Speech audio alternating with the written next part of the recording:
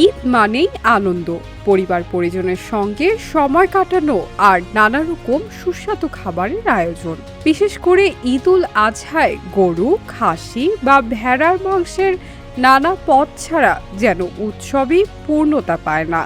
তবে আনন্দের এই সময় অনিয়ন্ত্রিত খাওয়া দাওয়া শরীরের জন্য ঝুঁকি তৈরি করতে পারে। হজমের সমস্যা, গ্যাস, অ্যাসিডিটি, ওজন বৃদ্ধি, উচ্চ রক্তচাপ কিংবা কোলেস্টেরল বেড়ে যাওয়ার মতো সমস্যাও দেখা দিতে পারে। তাই ঈদের আনন্দ উপভোগের পাশাপাশি শরীরের প্রতিও যত্নবান হওয়া প্রয়োজন।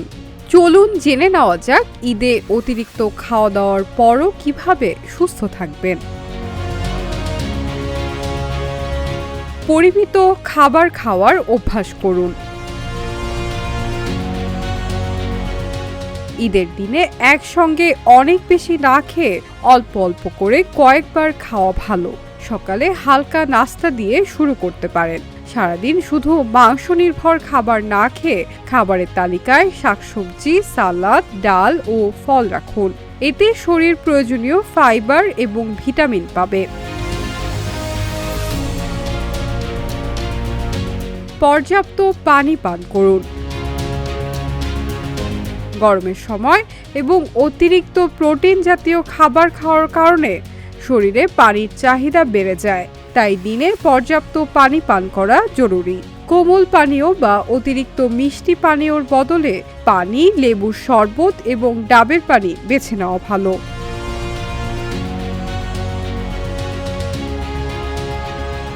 চর্বিযুক্ত খাবার কম খান। কোরবানির মাংসে চর্বির পরিমাণ বেশি থাকলে তার হৃদরোগ, উচ্চ কোলেস্টেরল ও ওজন বৃদ্ধির ঝুঁকি বাড়াতে পারে। তাই রান্নার আগে অতিরিক্ত চর্বি ফেলে দিন। ভাজা পোড়া বা অতিরিক্ত তেলযুক্ত খাবারের পরিবর্তে গ্রিল, সেদ্ধ বা কম তেলে রান্না করা খাবার বেছে নিন। হাঁটাচলা ও হালকা ব্যায়াম করুন। ঈদের ব্যস্ততার মাঝেও শরীর সচল রাখা জরুরি। খাওয়ার পর সঙ্গে সঙ্গে শুয়ে না পড়ে অন্তত 15-20 মিনিট হাঁটুন। প্রতিদিন হালকা ব্যায়াম বা কিছুটা সময় হাঁটাহাঁটি করলে হজম ভালো এবং অতিরিক্ত ক্যালোরি বার্ন হয়। পর্যাপ্ত ঘুম নিশ্চিত করুন। ঈদের সময় রাত জাগা, আড্ডা ও ঘোরাঘুরির কারণে ঘুমের রুটিন নষ্ট হয়। কিন্তু পর্যাপ্ত ঘুম না হলে শরীর ক্লান্ত হয়ে পড়ে এবং রোগ প্রতিরোধ ক্ষমতাও কমে যেতে পারে। তাই দিনে অন্তত 7 থেকে 8 ঘন্টা ঘুমানোর চেষ্টা করুন। স্বাস্থ্যবিধি মেনে খাবার সংরক্ষণ করুন। কোরবানির মাংস সঠিকভাবে সংরক্ষণ না করলে তা দ্রুত নষ্ট হতে পারে।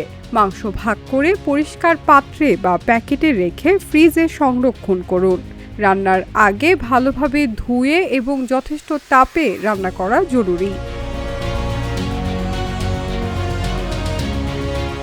বিশেষ রোগীদের বাড়তি সতর্কতা। যাদের ডায়াবেটিস, হাইপারটেনশন বা হৃদরোগ আছে তাদের খাবারের বিষয়ে আরও সচেতন থাকতে হবে। অতিরিক্ত লবণ, চিনি এবং চর্বিযুক্ত খাবার এড়িয়ে চিকিৎসকদের পরামর্শ অনুযায়ী খাদ্যাভ্যাস বজায় রাখা উচিত। ঈদের আনন্দ যেন অসুস্থতায় ম্লান না হয়, সেজন্য একটু সচেতন থাকাই যথেষ্ট। পরিমিত খাবার, পর্যাপ্ত পানি এবং কিছুটা হাঁটা চলা আর নিয়মিত বিশ্রাম, এই কয়েকটি অভ্যাসই আপনাকে উৎসবের পুরো সময়টাতে সুস্থ এবং প্রাণবন্ত রাখতে পারে। Shiny Alam Chowdhury, Dhaka journal.